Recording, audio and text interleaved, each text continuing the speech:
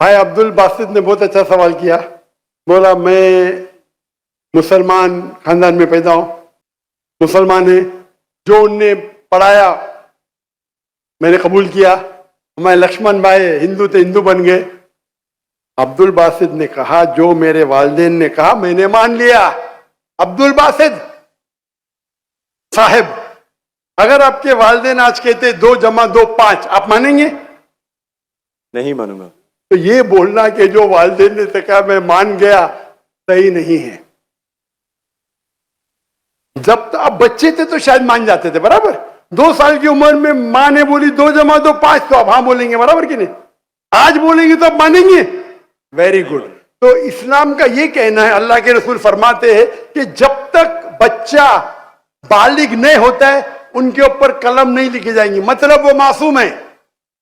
अगर लक्ष्मण जो है अभी तो बालिग है, 25 साल 30 साल 35 साल पता नहीं, यहां से दूर से दिख रहा नहीं था, लेकिन बालिग तो है ना। अगर कोई गैर मुसलमान हिंदू खानदान में पैदा होता है या ईसाई खानदान में पैदा होता है और बालिग बनने से पहले 10 साल की उम्र में या 8 साल की उम्र में इंतकाल हो जाता है तो वो जहन्नम में नहीं जाएगा, क्योंकि वो मासूम है। आप समझ रहे? लेकिन एक इंसान जब बालिग हो जाता है तो उसके वो जिम्मेदार है, वालिदैन को दोषी नहीं ठहरा सकता है। आज की तारीख में मैंने आपसे पूछा, आपके वालिदैन बोलेंगे 2 जमा 2 5, आप मानेंगे? आपने कहा नहीं। उसका मतलब आज आपकी वालिद, आपके वालदा अगर कोई गलत कहेंगे, आपके पास होशो हवास आया, आप उसको कुछ बात में भी आप मान लेंगे गलत चीज को, लेकिन अक्सर गलत चीज को नहीं मानेंगे।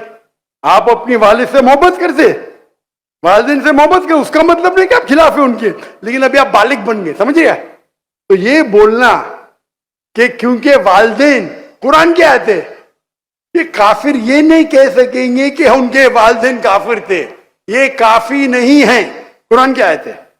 तो उसका मतलब अगर बचपन में कोई बच्चे का इंतकाल हो जाता है, चाहे वो मुस्लिम खानदान से गैर मुस्लिम खानदान से, अगर बालिग नहीं होता है तो कलम उन पे नहीं चलती है, वो जहन्नम में नहीं जाएंगे। साफ है।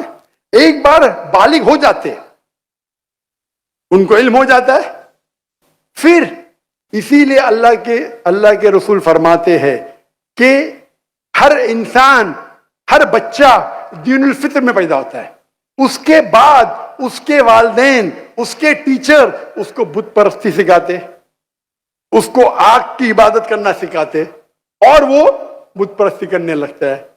बच्चा है तो माफ हो जाएगा, बालिग हो जाता है, उसके बाद समझ आ जाती है, तो वो जिम्मेदार है। तो अगर एक इंसान बालिग हो गया 25 साल 30 साल की उम्र में, शिर्क करता है और उसका इंतकाल होता है, तो वो जिम्मेदार है। पहला मुझे ये कहने के लिए कह दो, क्या आप समझते खाली मुसलमान में पैदा हो गए तो जन्नत में जाएंगे?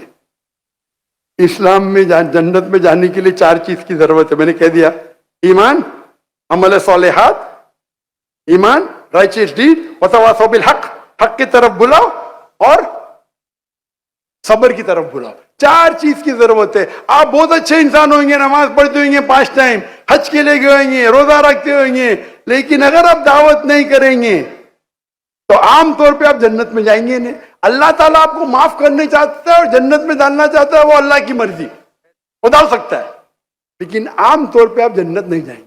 उसी तरीके से कई गैर मुस्लिम बन रहे लाखों की तादाद में, आप समझ रहे? तो लाखों की तादाद में गैर मुस्लिम इस्लाम कबूल कर रहे, वो जन्नत में जाएंगे कि नहीं? सर सवाल जी जाएंगे कि नहीं? बिल्कुल जाएंगे। और और एक आदमी आज अगर इस्लाम कबूल करता है, अल्लाह ताला के रसूल फरमाते हैं उसके सब गुनाह माफ।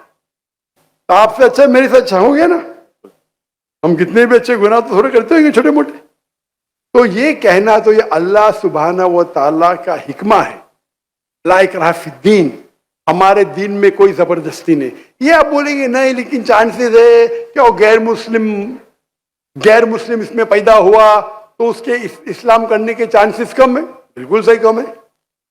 मुसलमान होने के बाद भी आज की हालत देख के लगता है कि हम जन्नत में जाएंगे। तो हमें गलत फहमी है कि मुसलमान फैमिली में पैदा हुए तो जन्नत की टिकट मिल गई, ये हमें गलत फहमी है।